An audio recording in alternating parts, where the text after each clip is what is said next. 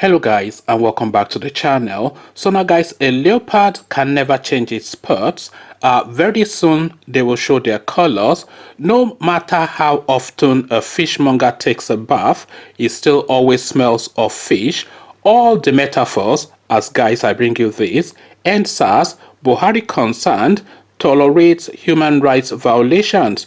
Headline attributed to Abubakar Malami, the lead person of the Nigerian legal system, the Minister of Justice. So at last he speaks on the Endsars situation now that he has been cornered in a television studio. So now we are about to see the unveiling and the unfurling of the inner mindset of these people, as again Endsars Buhari concerned tolerates human rights violations, a headline attributed to Abubakar Malami. So now let's now see now what the chap has to say.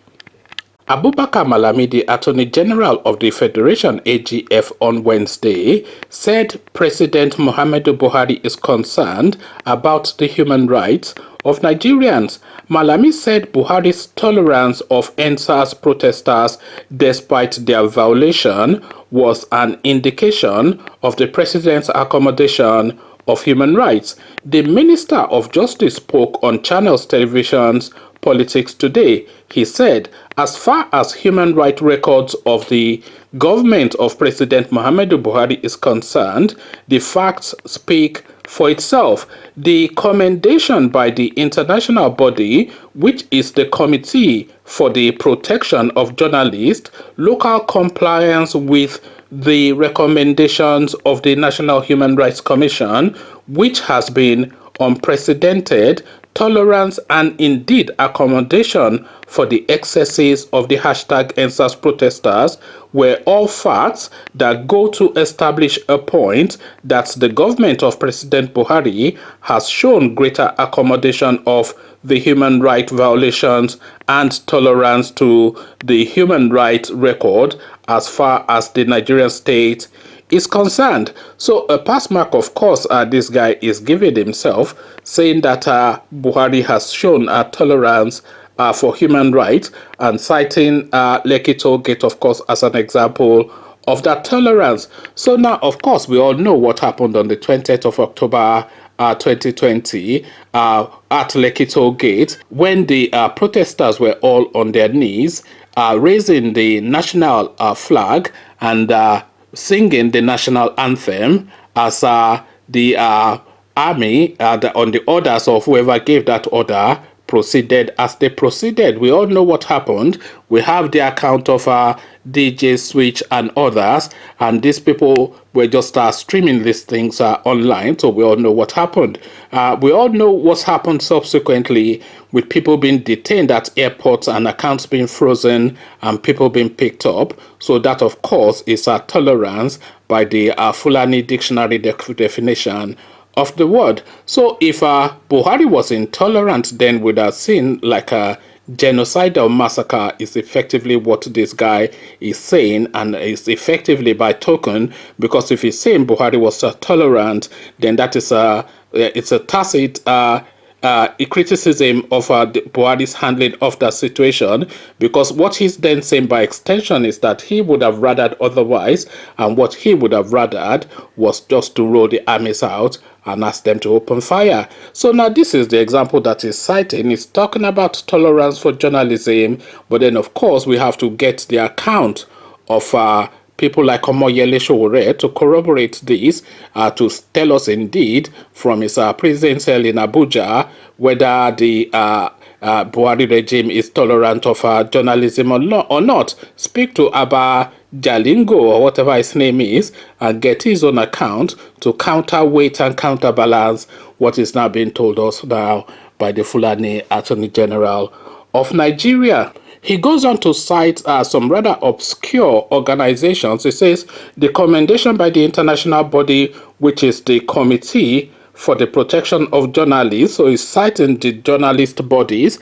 I have not seen any journalist body, international or local to Nigeria, ever commend the Buhari regime. Remember how they were revoking licenses from television and radio stations for just being critical, not even being critical, oftentimes just reporting the facts, because the facts of the Buhari regime are sufficient enough to damn the regime without even you having to put any coloration on it. And for those reasons, licenses were being revoked and fines were being imposed on television and radio stations and print media. And that, of course, is tolerance of the media within the within the Buhari regime. He went further to say local compliance with the recommendations of the National Human Rights Commission. So now go and speak to the Shiite movement. Start from their leader El-Zakzaky, who has been held pretty much since the start of the Buhari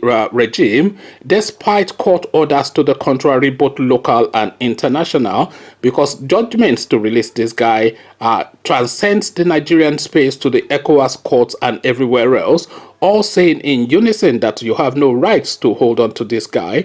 But then, of course, the Buhari regime operates a different system. It's by fear and by force is really the system that is being used to administer the Nigerian state.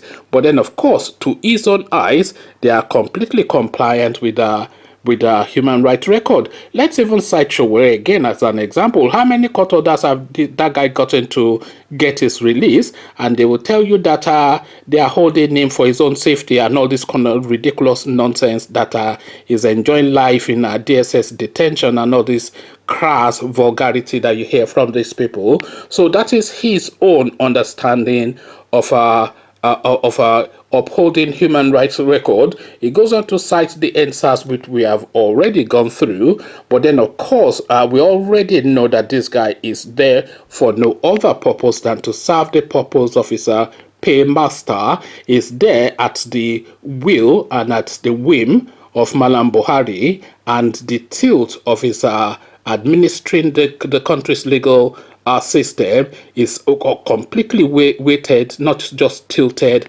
but completely weighted to the service of Mallam Buhari. So this, of course, and that, by the way, just to jump from point to point, that, by the way, this example of this Malami and several others of them is exactly why the Nigerian system had like a quota system to have like a balanced system. I can't quite remember the term now. National character, yes. This is why they have national character within the Nigerian statute books, so that all of the weights of governance is equally divided amongst the many and several ethnic nations within the Nigerian space, so that not one person then has that overall dominion to then wait on a tribal level, as we are seeing now being manifested with this especially Fulani regime that we have in place within the Nigerian space at the moment. So countless examples, and of course of this man, just before I round off, is notoriously corrupt, and he has been exposed, by the way, severally by several newspapers, notably Sahara reporters, with examples and photographs and documents and receipts of all of his corrupt transactions. And this guy has not for one moment even been invited to account, never mind being suspended and then detained. So this is a guy, of course, that is feeding fat on the largesse of the land, and the status quo is how, of course, how he would have it be. Come share thoughts about all this with me in the comment section. Abubakar Malami is telling us that Mallam Buhari has the best human rights record in the country. It's almost as though, in fact, it's certainly the case that it's not now just rubbing our noses in it. Come tell me what you're making of it. But before you come into the comment section to engage, click on the red subscribe button so it turns gray. Bell button notifies you every time I drop a new video. Click on like as well, because that helps with the YouTube algorithm. Once you've done all the clickings, come join me then in the comment section. The Fulani Attorney General of the Federation, Abubakar Malami, would have you have it that Nigeria is in the best form it has ever been. Come share thoughts. So I'll leave you here.